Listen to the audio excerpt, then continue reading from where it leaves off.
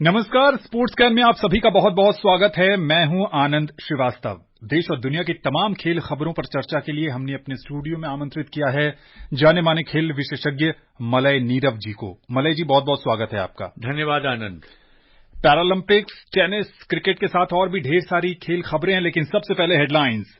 Paris Paralympics में Avani Lekhara 50 metre rifle 3 position SH1 श्रेणी के फाइनल में 5वें स्थान पर।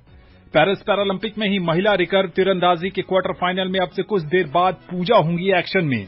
रोहन बोपन्ना और अल्जिला सुतिज यादी अमेरिकी ओपन टेनिस टूर्नामेंट के मिक्स्ड डबल सेमीफाइनल में, और बांग्लादेश ने पाकिस्तान को दूसरे टेस्ट मैच में 6 विकेट से हराकर ऐतिहासिक श्रृंखला जीती।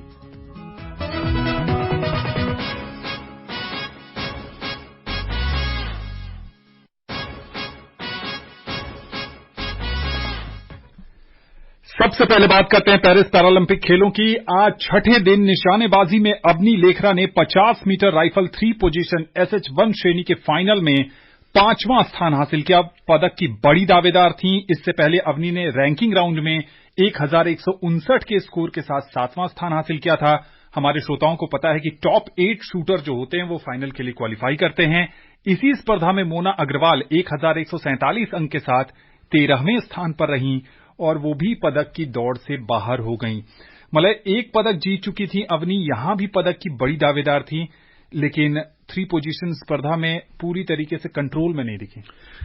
इनकॉन्सिस्टेंट कहा जाए तो लगातार एक तरह का प्रदर्शन देखने को नहीं मिला। जब प्रोन पोजीशन में आपने देखा, जब पहला राउंड खत्म हुआ तो वो तीसरे स्थान पर थी और कहा जा रहा था, ऐसा लग रहा था कि कांस्य पदक की एक प्रबल दावेदार के रूप में उभरेंगी। लेकिन उसके बाद फिर कुछ खराब उनका हुआ। प्रोन पोजीशन और स्टैंडिंग पोजीशन में भी कुछ खास नहीं कर पाई। हालांकि 5वें स्थान पर रही। शायद भारत के लिए आज का दिन 5वें स्थान का ही था, क्योंकि इसके पहले भाग्यश्री भी आपको पता है 5वें स्थान पर रही थीं, जिनसे शॉर्ट पुट में बहुत उम्मीद थी।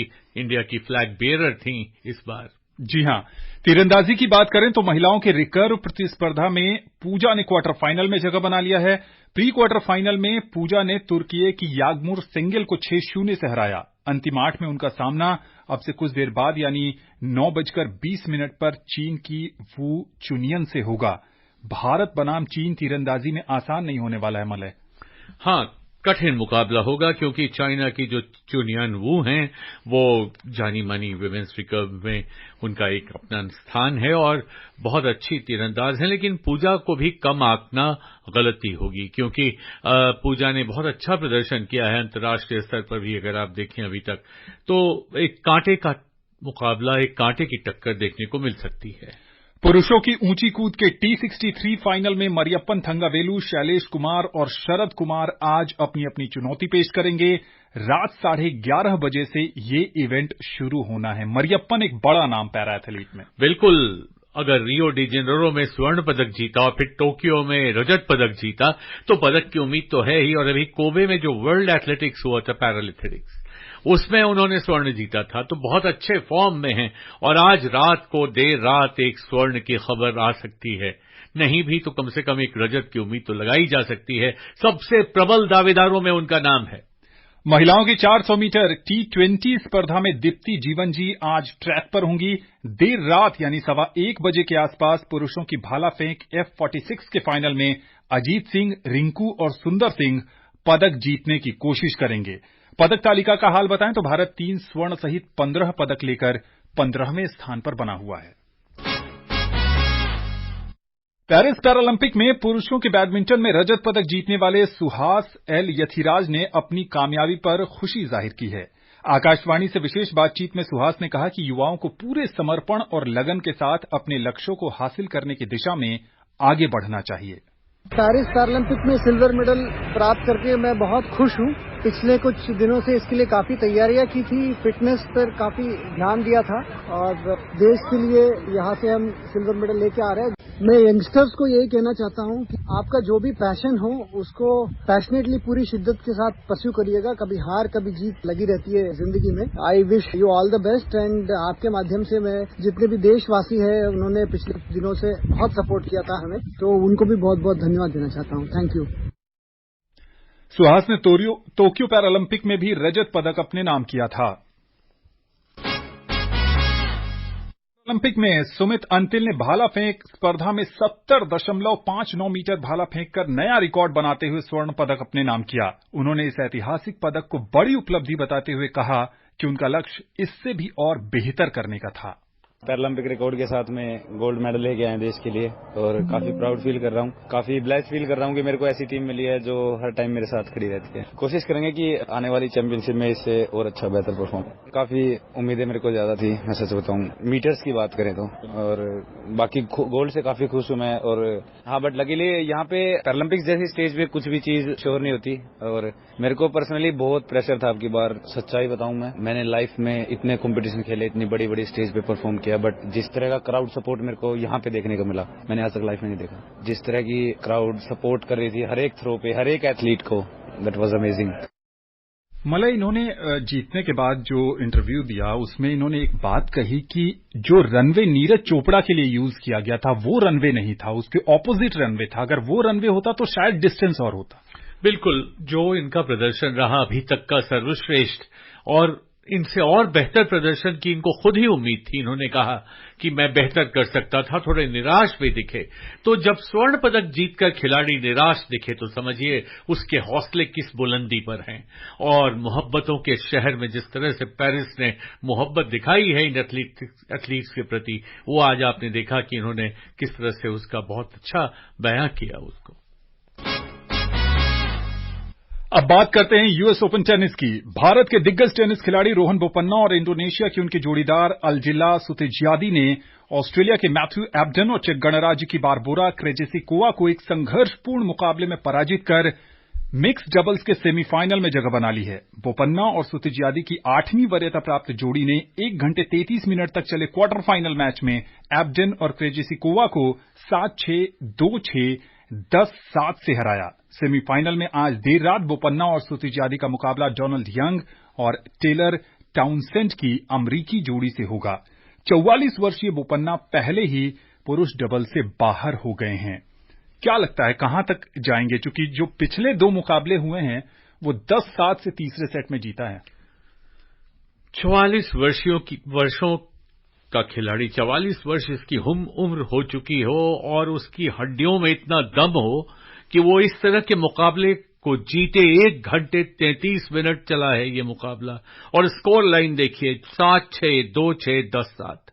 ये अपने आप में कहता है कहानी रिसिलियंस की, दोबारा वापस लौटने की, हिम्मत की और वो ग्रिट और डिटर्मिनेशन, संकल्प की, जहां उम्र बिल्कुल बैकसीट में चली जाती है, कोई मायने उसका नहीं रखता। तो बोपन्ना जिस तरह से इससे पहले भी मेंस डबल्स में हारे तो आसानी से नहीं हारे।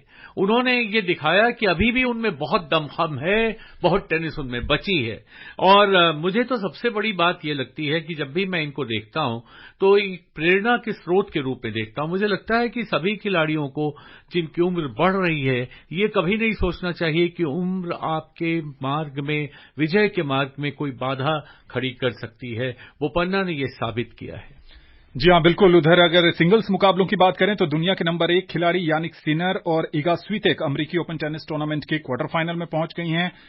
यानिक सिनर का सामना क्वार्टर फाइनल में रूस के डेनियल मेदवेदेव से होगा। दूसरे क्वार्टर फाइनल में अमेरिका के टेलर फ्रिट्ज का सामना चौथी वरीयता प्राप्त जर्मनी के अलेक्जेंडर ज़्वेरेव से होना है।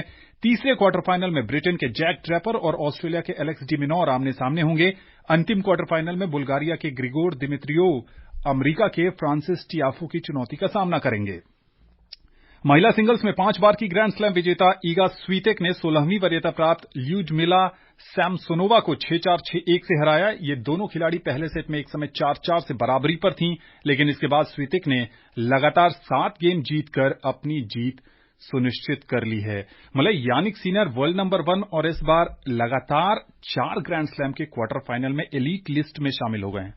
बिल्कुल, और ये मानना पड़ेगा कि उन्होंने जो परिचय दिया है अपने खेल का, बहुत ही शानदार खेल का परिचय दिया है और मेदवेदेव के साथ उनका एक मुकाबला होगा।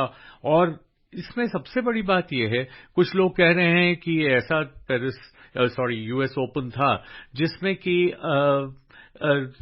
जोकोविच नहीं है और अल्कराज नहीं हैं, तो ये इस तरह की बात की जा रही है। लेकिन जो हैं वो किसी से कम नहीं है। सिनर दुनिया के नंबर 1 खिलाड़ी जोकोविच के रहते हुए बने हैं, इस बात को नहीं भूलना चाहिए। तो इस बार जो उनका मुकाबला देखने को मिलेगा, और एक और छोटी सी चर्चा करनी चाहिए इस बार जैक ड्रेपर पे, जो पहले ब्रिटिश खिलाड़ी हैं, ब्रितानी खिलाड़ी हैं एंडी मरे के बाद, जो यहां तक पहुंचे हैं, और ये बहुत बड़ी बात है। तो ये नहीं है कि अगर बड़ा नाम नहीं है, देखिए सितारे जब आते हैं, उदीयमान सितारे जब आपके क्षितिज पर आते हैं, तो कुछ सितारे डूबते भी हैं, और ये चलता रहा है सिलसिला। तो सिनर का कुछ कम नहीं हो जाता इस बात से कि जोकोविच नहीं खेल रहे हैं। हालांकि क्रिटिक्स, आलोचक कह रहे हैं कि जब 2 बड़े नाम नहीं हो, तो ऐसे में फिर तीसरा तो अपने आप में बड़ा हो ही जाता है। क्रिकेट की बात करें तो बांग्लादेश ने पाकिस्तान को रावलपिंडी में खेले गए दूसरे टेस्ट मैच में 6 विकेट से हराकर 2 मैचों की श्रृंखला 2-0 से जीतकर इतिहास रच दिया है। 185 रन के लक्ष्य को मुकाबले के 5वें और अंतिम दिन आज बांग्लादेश ने सिर्फ 4 विकेट खोकर हासिल कर लिया। मलय, एक टीम जिसने पाकिस्तान को कभी टेस्ट मैच में नहीं हराया, रावलपिंडी में खेलने गए 2 के 2 मुकाबले हरा दिए, और शान मसूद 5 टेस्ट मैच पाकिस्तान के लिए एक में भी जीत नसीब नहीं।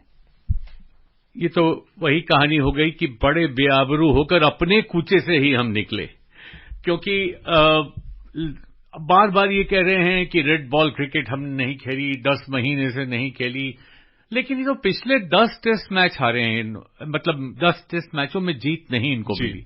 6 हारे, 4 ड्रॉ रहे, और बांग्लादेश ने जिस तरह से इनको हराया है, तो मेरे ख्याल से एक बहुत ही गंभीर चिंतन का विषय इनके लिए अब है।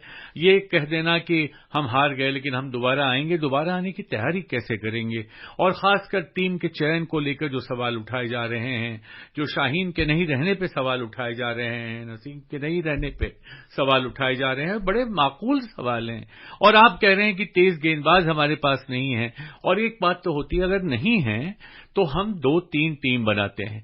जब क्रिकेट का फॉर्मेट बदला तो आपको याद होगा कि इंग्लैंड ने, ऑस्ट्रेलिया ने 2020 के लिए अलग टीम बनाई, वनडे के लिए अलग बनाई, टेस्ट मैच के लिए अलग बनाई। फिर आप ये क्यों सोचते हैं कि हर बार बाबर आजम जाएंगे और कोई तूफानी आतिशबाजी करके आपको मैच जिताकर ले आएंगे? ऐसा नहीं होता। तो टीम में कहीं न कहीं एक टीम भावना की कमी है, टीम एक टीम के रूप में नहीं खेल रही है। बांग्लादेश ने बहुत ही पेशेंस, धीरज के साथ खेल का प्रदर्शन किया है, और जो उसकी जीत है, इसको कहीं से भी कम नहीं आंका जाना चाहिए। उधर आईसीसी ने कहा है कि तीसरा विश्व टेस्ट चैंपियनशिप का फाइनल 11 से 15 जून 2025 तक क्रिकेट के मक्का कहे जाने वाले लॉर्ड्स ग्राउंड पर खेला जाएगा। एक खबर फुटबॉल की है। उरुग्वे के महानतम फुटबॉल खिलाड़ियों में से एक लुइस सुआरेज ने अंतर्राष्ट्रीय फुटबॉल से संन्यास की घोषणा की है। शनिवार को पैराग्वे के साथ विश्व कप क्वालीफायर उनका अंतिम मैच होना है। 142 मुकाबलों में उन्होंने अपने देश के लिए सर्वाधिक 69 गोल किए हैं। उन्होंने अपने करियर में लिवरपूल और बार्सिलोना जैसे दिग्गज फुटबॉल क्लब के साथ लंबा समय बिताया। इस समय वो अमेरिका के इंटर मियामी के लिए खेलते हैं। एक बड़ा नाम विवादों के बीच भी रहे। 17 वर्षों तक जिस आदमी ने खेला, 20 वर्ष की आयु में फुटबॉल, अंतर्राष्ट्रीय फुटबॉल जगत में प्रवेश हुआ था सुआरेज का, और उरुग्वे को बिल्कुल फुटबॉल में सबसे आगे ले जा। अभी कोपा अमेरिका का जब मुकाबला हुआ और तीसरा स्थान उरुग्वे को मिला, इन्हीं के गोल की बदौलत मिला जब कनाडा के साथ मैच हो रहा था। तो ये एक ऐसा खिलाड़ी है जो अकेले मैच के कॉम्प्लेक्शन को बदल सकता है। तो उस हिसाब से तो एक बहुत बड़ा लॉस है उरुग्वे के लिए। और अब जब उरुग्वे और पैराग्वे का मैच होगा तो उस समय देखना होगा। और जिस तरह से इन्होंने खेला है और जिस तरह से देश को, एक राष्ट्रीय टीम को अपने आगे बढ़ाया है, काबिल तारीफ, उरुग्वे उन्हें याद रखेगा। मले, चलते चलते एक खबर आई। कल एक पॉडकास्ट गगन नारंग के साथ साइना नेहवाल ने किया, और उन्होंने कहा कि अर्थराइटिस के चलते शायद वो इस साल बैडमिंटन की दुनिया को अलविदा कह देंगे। बिल्कुल, उनके घुटने में तकलीफ हो रही है, वो बहुत लंबे समय तक प्रैक्टिस नहीं कर पा रही हैं। बैडमिंटन को जिस लड़की ने आगे बढ़ाया, भारत में जिसको घर लोकप्रिय बनाया, उस लड़की को अब ये कहना पड़े कि मैं रिटायरमेंट ले सकती हूं, तो ये दुखद है। मलय, अब समय नहीं है। आप आए स्पोर्ट्स कैन से जुड़े, आपका बहुत बहुत आभार। स्पोर्ट्स कैन की पूरी टीम को दीजिए अनुमति। नमस्कार।